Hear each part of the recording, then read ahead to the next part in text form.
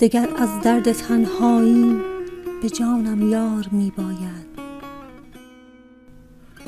دگر تلخ است کامم، شربت دیدار می باید.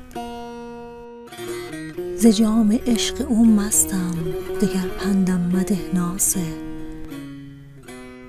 نصیحت گوش کردن را دل هوشیار می باید.